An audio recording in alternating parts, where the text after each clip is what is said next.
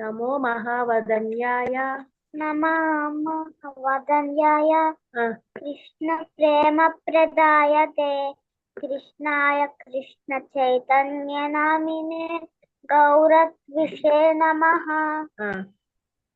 నమో బ్రాహ్మణ్య నమో బ్రాహ్మణ్య దేవాయ గోబ్రాహ్మణ హితాయ చ జగద్హితాయ కృష్ణాయ గోవిందాయ నమో నమః.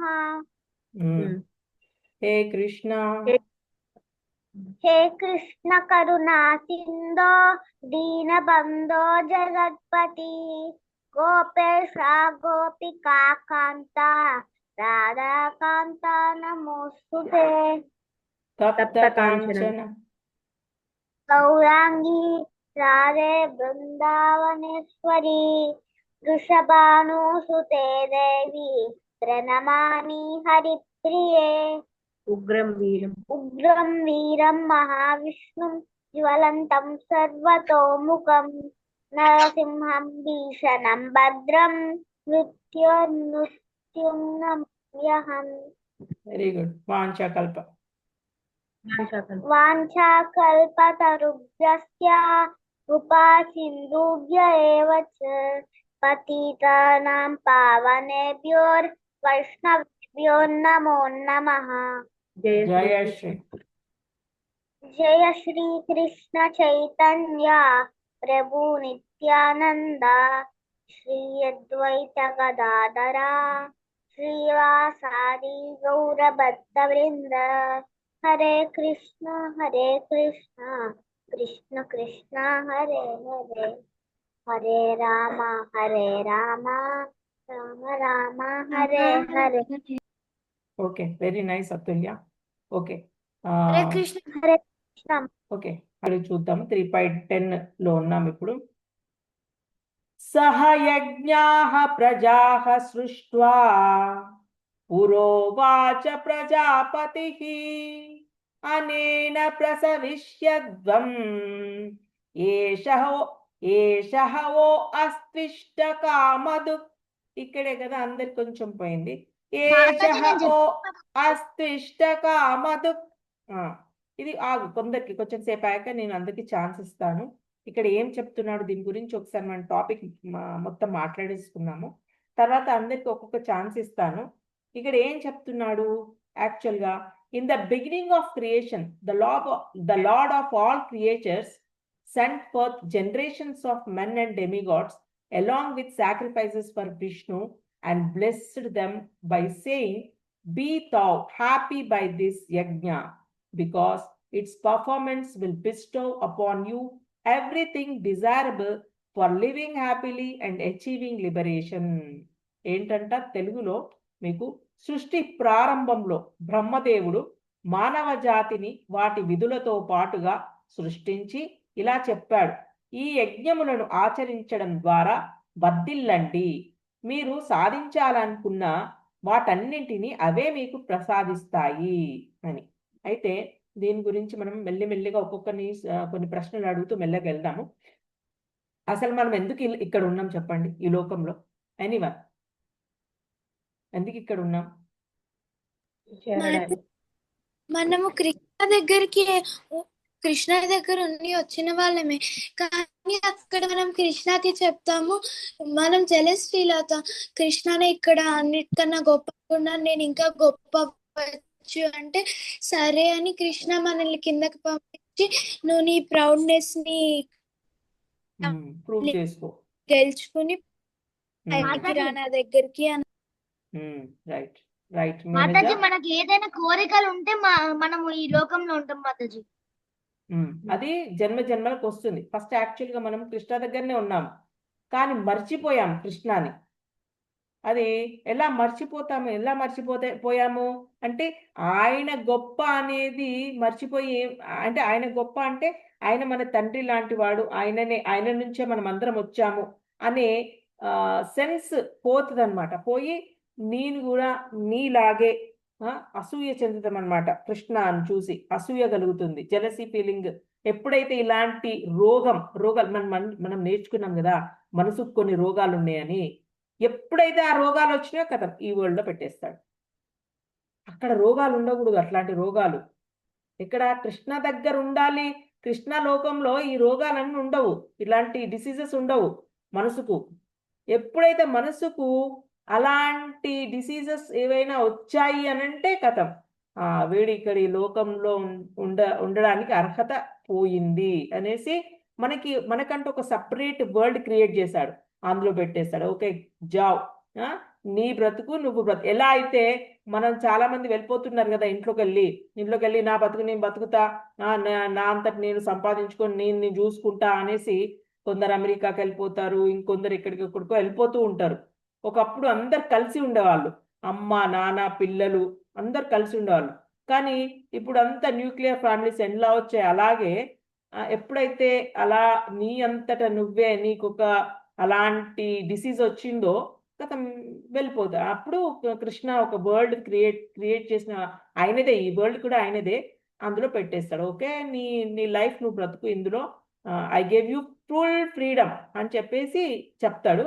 కానీ వీఆర్ ఆల్ కండిషన్డ్ సోల్స్, ఒక కండిషన్స్ లో బతుకుతూ ఉంటాం అనమాట.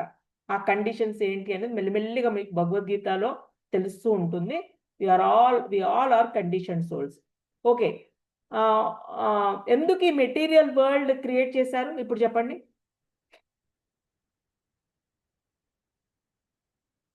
ఈ మెటీరియల్ వరల్డ్, ఇదంతా మెటీరియల్ వరల్డే. ఈ ఎర్త్, ఇంకా వేరే వేరే ప్లానెట్స్ చాలా ఉన్నాయి, అందులో కూడా లైఫ్స్ ఉన్నాయి. ఎందుకు క్రియేట్ చేశాడు కృష్ణ? మాతాజీ మనము అంటే మనకి ఈ మెటీరియల్ వరల్డ్ ఎందుకు పెట్టాడు అని అంటే, ఇప్పుడు చెప్పుకున్నాం కదా డిసీజెస్ వచ్చినాయి మనకి, ఏవో కొన్ని డిసీజెస్ వచ్చాయి, ఇంతకుముందే చెప్పినా నేను. ఎప్పుడైతే ఆ డిసీజెస్ వచ్చాయో మనల్ని ఈ మెటీరియల్ వరల్డ్ క్రియేట్ చేసిన వరల్డ్ లో పెట్టాడు. ఈ వరల్డ్ ఎందుకు క్రియేట్ చేశాడు కృష్ణ అంటే, వాడిని ఇక్కడ పెడతాడు, మళ్ళీ వాడికి బ్యాక్ రావడానికి కూడా ఒక ఛాన్స్ ఇవ్వడానికి. మళ్ళీ ఎక్కడెక్కడో పెట్టలేడు కదా, ఈ వరల్డ్ ఒకటి క్రియేట్ చేసి అందులో పెడితే బాగుంటుంది, ఈ కెన్ కమ్ బ్యాక్. సో అందుకే ఈ మెటీరియల్ వరల్డ్ లో వాళ్ళ పిల్లని, ఎలా అయితే అమెరికాలో మన వాళ్ళందరూ ఉన్నారు కదా, అలాగే ఈ మెటీరియల్ వరల్డ్ లో ఇక్కడ ఇందులో పెట్టేసి వాడికి ఎప్పుడైతే రావాలి అనిపించినప్పుడు వాడికి రావడానికి కూడా వాడికి ఒక రూట్ మ్యాప్ ఇచ్చాడంట. హౌ టు గో బ్యాక్, అదే ఆ రూట్ మ్యాప్ ఏంటి, హౌ టు గో బ్యాక్ ఎవరైనా చెప్పగలరా? ఎలా వెళ్ళగలం మనం బ్యాక్? మహామంత్రం చెప్పించడం. అంటే వేదాస్, యాక్చువల్గా వేదాస్ అనేది మొత్తం బ్రహ్మకు చెప్తాడనమాట వేదాలన్నీ. బ్రహ్మ ఏం చేశాడు, మనల్ని క్రియేట్ చేసి మనల్ని వరల్డ్ లో పెట్టినప్పుడు బ్రహ్మ ఈ వేదాలు కూడా మనకి ఇచ్చాడు. ఎలా ఒక మంచి సాధువులు వచ్చేటట్టుగా చూశాడు. ఆ సాధువులన్నీ రాసి పెట్టి, వ్యాసుడే కదా మనకి అన్ని ఇచ్చాడు, అన్ని రాసి పెట్టి మనకి అన్ని భద్రపరిచి ఇచ్చాడు. అవే రూట్ మ్యాప్ అన్నట్టు మనకి ఎలా వెళ్ళాలి. ఇప్పుడు ఆహ్లా చెప్పినట్టు హరే కృష్ణ మహామంత్ర జపం ఇప్పుడు కలియుగంలో అది. అన్ని యుగాలలో ఒక్కొక్క యుగంలో ఒక్కొక్కటి చెప్పాడు, నువ్వు ఇది చేయాలి, ఇది చేయాలి, ఇది చేయాలి, ఇలా చేయాలి అని చెప్పాడు. కానీ కలియుగంలో నామజపం ఒక్కటే మనకి తరుణోపాయం. ఆ నామజపం తోటి వీ కెన్ గో బ్యాక్ అని చెప్పాడు. అది వేద రూపంలో మనకి అందుబాటులో ఉంచి పెట్టాడనమాట మనకి. ఇంకా కొన్ని రోజులైతే ఈ వేదాలను కూడా ఎవడో ఒకటి మూసి కాల్ చేస్తాడు, ఆ వేదాలు కూడా మొత్తం పోతాయి. అప్పుడు ఏం చెప్పించాలో అర్థం కాదు. ఎవడో ఒకడు రామ అంటే చాలు కథం వాడు అయిపోయింది, ఇంకా వాడిని చక్కగా తీసుకెళ్ళిపోతాడు కృష్ణ. అంటే ఇంకా రాను అనలేడు, ఇంకా రామ అని కూడా అనలేడు వాడు, కృష్ణ అని కూడా అనలేడు. సో ఇప్పుడైతే మనకి చక్కగా ఒక మంత్ర జపం అనేది ఇచ్చారు. ఆ మంత్ర జపాన్ని మర్చిపోకుండా మనం జపిస్తూ ఉంటే లోపలనే ఉన్నాడు, మనలోనే ఉన్నాడు కదా Krishna. He will guide how to go back, ఆయననే చెప్తాడు. ఓకే, సో మనమందరం నాటీ పీపుల్ అనమాట. నాటీ కిడ్స్ ఎట్లయితే నాటీగా చేస్తారో అలా నాటీగా మనం అందరం ఇక్కడికి వచ్చాం. మనం ఏంటి, మంచి పర్మనెంట్ హౌస్ వదిలేసి ఇక్కడ ఈ అద్దె ఇల్లు, ఇది జైలు. ఇది యాక్చువల్గా జైల్లో పెట్టినట్టు మనందరం. మనం ఏం ఫీల్ అవుతాం, ఇది నాది, ఇది నాది, ఈ ఇల్లు నాది, ఇది ఈయన మా హస్బెండ్, ఈయన మా పిల్లలు, అలా ఫీల్ అవుతూ హ్యాపీగా ఇక్కడే ఈ జైల్లో బతికేస్తున్నాం. కానీ యాక్చువల్గా మనం ఏంటో తెలుసుకోవట్లేదు. ఎప్పుడైతే వేదాస్ని ఫాలో అవుతుందో, వేదాస్ని ఫాలో అవుతామో అప్పుడు మనం రిలీజ్ అయిపోతాం. అప్పుడు మనం కృష్ణ డివోటీ అయిపోయి మెల్లగా వేదాస్ని ఫాలో అయిపోతే కృష్ణ డివోటీ అయిపోతాడు. అప్పుడు మెల్లిగా హీ విల్ గెట్ పీస్ దొరుకుతుంది వాడికి. అప్పుడు మెల్లగా గాడ్ దగ్గరికి వెళ్ళిపోతాడు. అయితే వేదాస్లో ఒక యజ్ఞం చెప్పాడు. వాట్ ఈస్ దట్ యజ్ఞ? అసలు యజ్ఞం అంటే ఏంటి చెప్పండి? ప్రీవియస్ ద్వాపర యుగంలో యజ్ఞం అంటే ఏంటి చెప్పండి? అది సంకీర్తన యజ్ఞ పక్కకి పెట్టండి, అది తర్వాత చెప్పుకుందాము. యాక్చువల్ గా ఇంతకు ముందు ఏమి యజ్ఞం అంటే ఏముండే? ఒక హోమము, ఫస్ట్ ఫైర్ వెలిగించి దాంట్లో నెయ్యి వేస్తారు మాతాజీ. అది ఆ నెయ్యి వేస్తే అది దేవతలకు ఫుడ్ లాగా అన్నమాట అది. సో అలా వెయ్యొచ్చు, కరెక్టే. కానీ ఇప్పుడు అంత అప్పుడు ఆ కాలంలో ప్యూర్ ఉండే బ్రాహ్మణ్స్, ప్యూర్ ఉండే వాళ్ళకు ఈ రోగాలు ఏం లేకుండే, డిసీజెస్, జలసి, కోపాలు, ఈగో, ఇట్లాంటి డిసీజెస్ ఏం లేకుండే వాళ్ళకి. సో అందుకోసం వాళ్ళకు అప్పుడు ప్యూర్ గీ కూడా ప్యూర్ ఉండే. ఇంకా వెదర్ అంటే ఎయిర్ కూడా పొల్యూటెడ్ లేకుండే, ప్యూర్ ఉండే, అన్ని ప్యూర్ ఉండే. కాబట్టి డైరెక్ట్ దేవతలకు వెళ్ళిపోయేది, ఏదైనా చక్కగా దేవతలకు వెళ్ళేది. కానీ ఇప్పుడు మనుషులు ప్యూర్ లేరు, ఎవరికైనా బ్రాహ్మణ్స్ కూడా ఎవరు ప్యూర్ లేరు. సో వాడు ప్యూర్ అవ్వాలి, వాడు అప్పుడు యజ్ఞం చేయాలి, అదంతా పెద్ద కథ. అయినా కానీ కూడా ఇప్పుడు ప్యూర్ గీ కూడా దొరకట్లే. సో అందుకోసం కలియుగంలో ఏం చెప్పాడు వేదాలలో? మీరు సంకీర్తన యజ్ఞం చెయ్యండి, హరే కృష్ణ మంత్రం. అందుకే మనం ఏం చేస్తున్నాం, మనము ప్రతి ఏకాదశి రోజు కూర్చుంటున్నాం కదా, కానీ రోజు చేయాలి.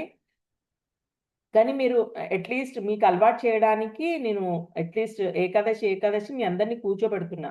కానీ ప్రతిరోజు చెయ్యాలి, ఒక 1 మాల 2 మాలాస్ చెయ్యాలి. ఎందుకు చేయాలి అని అంటే, ఇప్పుడు నువ్వు ఏమి చేయలేదనుకో, ఈ కొన్ని రోజులకు ఎవ్వరు ఏం చేయరు మన ఎర్త్ పైన. చేయకపోతే ఆ లార్డ్ కృష్ణ కన్ను మన ఎర్త్ పైన పడదు, ఆయన మన దిక్కు చూడడు. ఇంక ఇక్కడ ఏమైపోతుంది, ఎర్త్ పైన మన దిక్కు చూడకపోతే ఏమైతుంది, కల్లోలం అయిపోతుంది, డిసీజెస్ వస్తాయి, కరోనా వైరస్ కంటే చాలా దారుణమైన వైరస్లు వస్తూ ఉంటాయి, అటాక్ అవుతూ ఉంటాయి.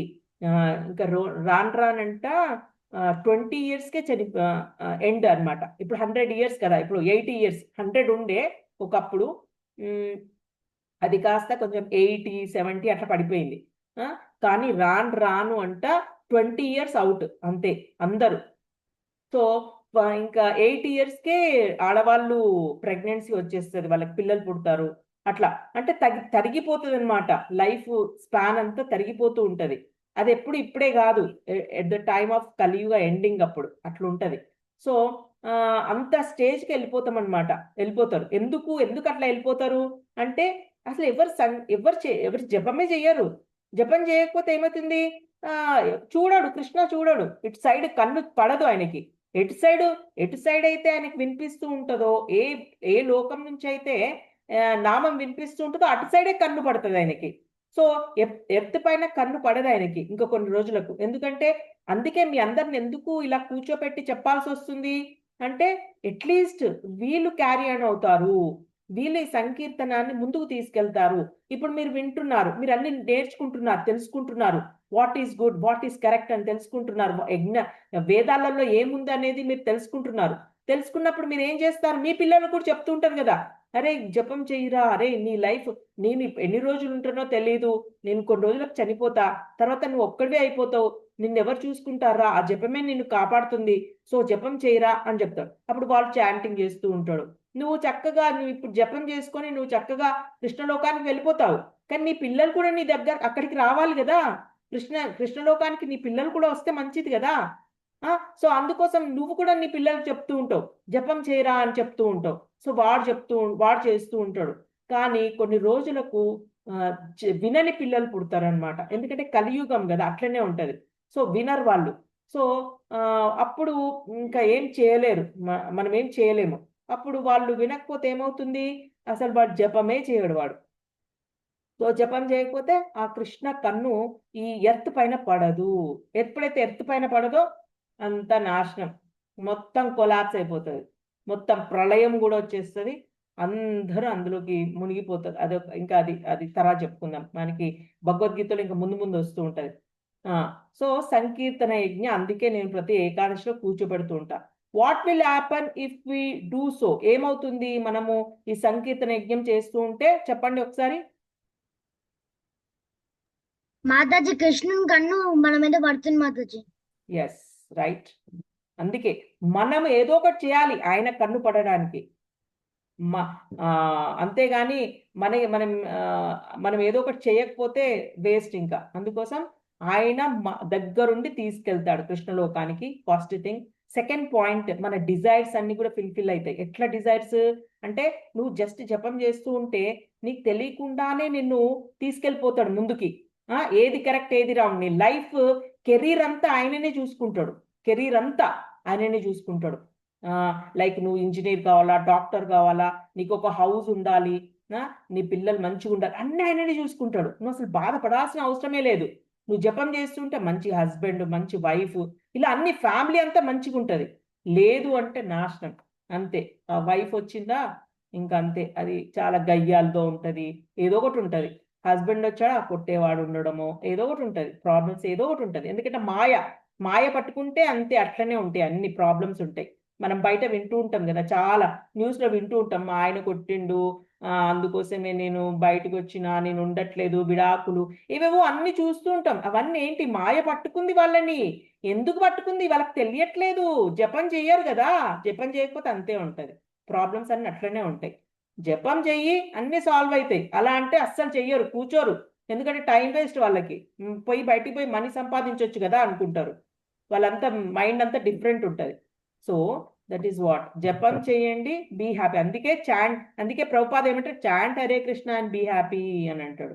So that is what. సో ఇది ఇందులో అంతే. దీని మేనేజర్ చెప్తావా? మేనేజర్ ఏదో అడిగావు కదా పేపర్ గురించి నిన్న. పేపర్ అర్థమైందా నీకు? అది ఆన్సర్ అర్థమైందా? అర్థమైంది.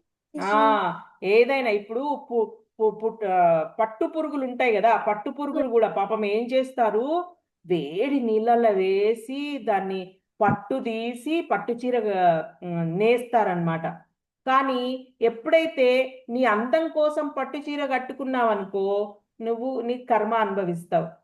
ఎప్పుడైతే నువ్వు ఆ పట్టు చీరని భగవంతుడికి కడతావో చాలా యూస్ఫుల్. అది అంటే అదే పట్టు పురుగులు ఎంతో సేవ చేసినట్టు, దాని లైఫ్ అర్పించినట్టు ఆ భగవంతుడికి.